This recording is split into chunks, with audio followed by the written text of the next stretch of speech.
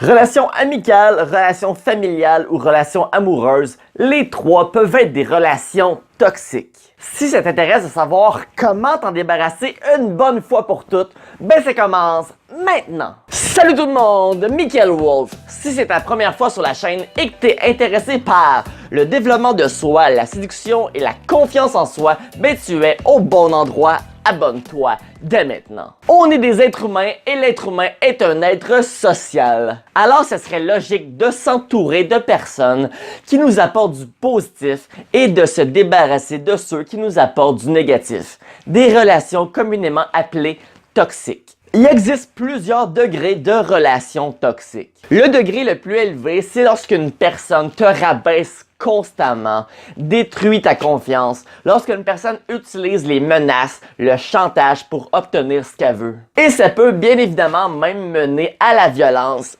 physique. Mais à mon avis, à partir du moment qu'une relation t'apporte plus de négatif que de positif, ben moi je vois ça comme une relation toxique. Mais bon, appelons ça tout simplement au pire une mauvaise relation. Alors comment sortir d'une mauvaise relation? La première étape, c'est simple, savoir reconnaître une mauvaise relation. Prends un moment pour réfléchir qui sont les personnes qui t'entourent dans ta vie.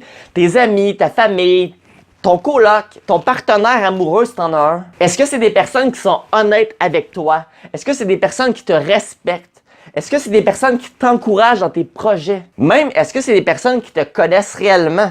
Ou c'est juste des personnes avec qui tu as fait le party, que vous avez jamais eu de réelles discussions? Un des trucs que j'aime bien utiliser, c'est de me demander, à mon avis, est-ce que cette personne a une opinion positive de moi ou non? Si je me dis que la personne a pas l'air de trop apprécier la personne que je suis, ben je vois pas pourquoi je la garderais dans ma vie. Et je comprends pas vraiment pourquoi cette personne-là me garde non plus dans la sienne. La deuxième étape, arrête de tenter d'être un sauveur. Plein de personnes sont en couple ou amis avec une personne négative, une personne toxique.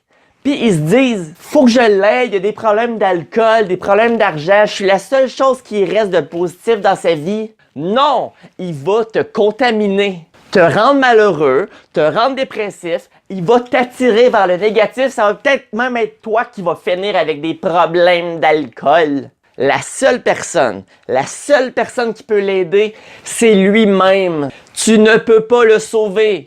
Même Spider-Man, Superman puis Iron Man ne pourraient pas. C'est à ces personnes toxiques de se sauver, de se prendre en main.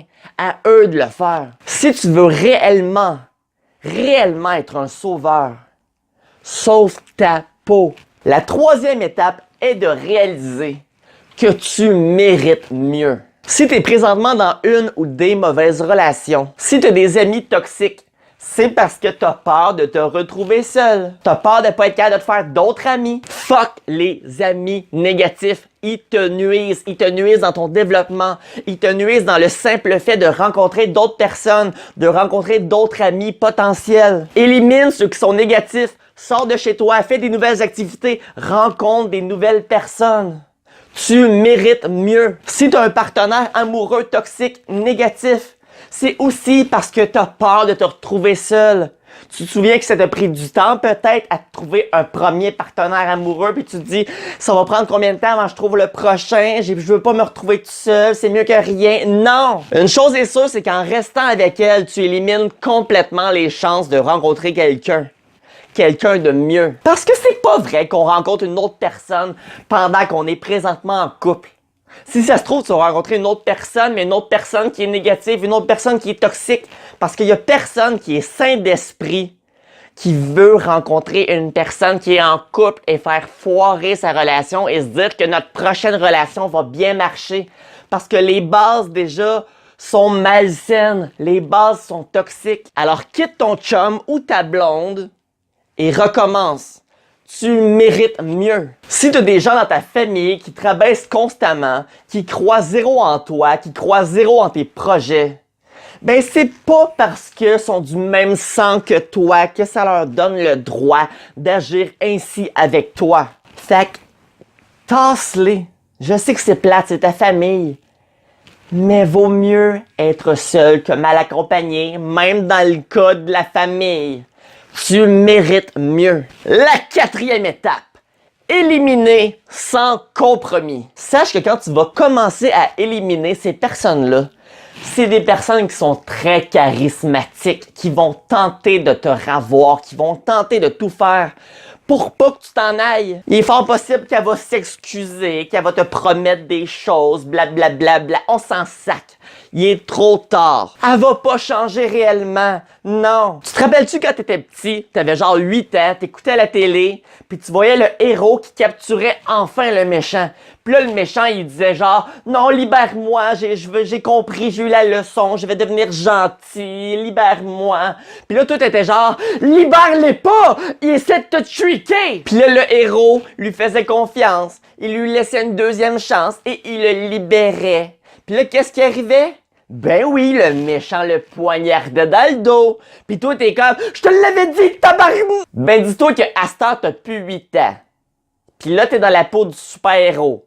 Ça fait que choisis la bonne décision. Élimine les mauvaises relations et mets-toi dans un environnement propice à rencontrer des nouvelles personnes, propice à se développer en tant que personne, tout simplement. Fais le vide autour de toi et reconstruis ta nouvelle vie. Et la 5e et dernière étape, ben oui, c'est de prévenir les mauvaises relations. De ne pas laisser entrer une mauvaise personne dans ta vie et de ne pas être toi-même une mauvaise personne dans la vie des deux autres. Parce que ça arrive très souvent qu'une personne toxique est avec une personne toxique.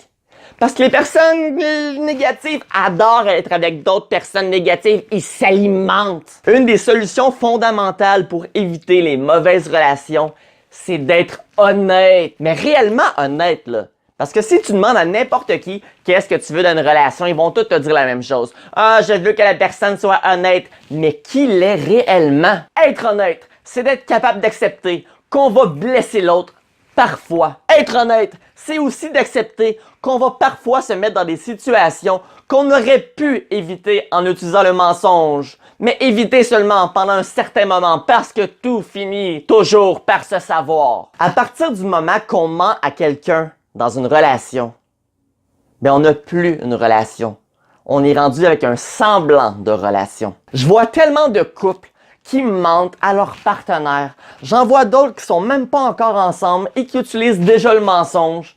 J'en vois d'autres qui savent très bien que leur partenaire leur a menti plein de fois et qui continuent de rester avec la personne. Qu'est-ce que vous faites?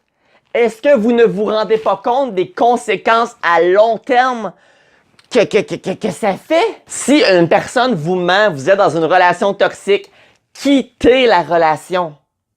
Sans compromis. Parce que plus vous attendez, plus c'est dur, parce que plus vous êtes attaché, évidemment. Et vous n'avez pas à avertir l'autre personne en lui disant « En passant, si jamais tu mens, là, c'est fini entre moi et toi. » Non! Ça va juste rendre la personne encore plus vigilante avec ses mensonges si elle planifiait déjà vous mentir. La personne devrait déjà savoir que l'honnêteté, c'est crucial dans une relation. Puis quand vous rentrez dans une relation amoureuse avec une personne, il faut rapidement voir c'est quoi pour elle être en relation amoureuse. Qu'est-ce que ça signifie pour elle. Parce que si vous n'avez pas les mêmes buts, si vous n'avez pas les mêmes désirs, ça marchera jamais entre vous. Puis là, je parle pas nécessairement de les mêmes buts dans la vie, là. Je parle de les mêmes buts dans la relation. Mais il faut trouver le bon partenaire. Check, exemple. Si tu veux jouer du 2 contre 2 au tennis et que tu trouves un partenaire et toi, ton but, tu veux jouer de manière compétitive. Mais ton partenaire, lui, il a juste envie de s'amuser.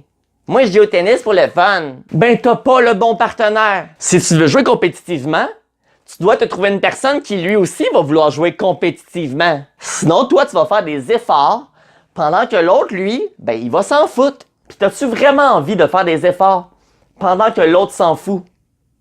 Réfléchis.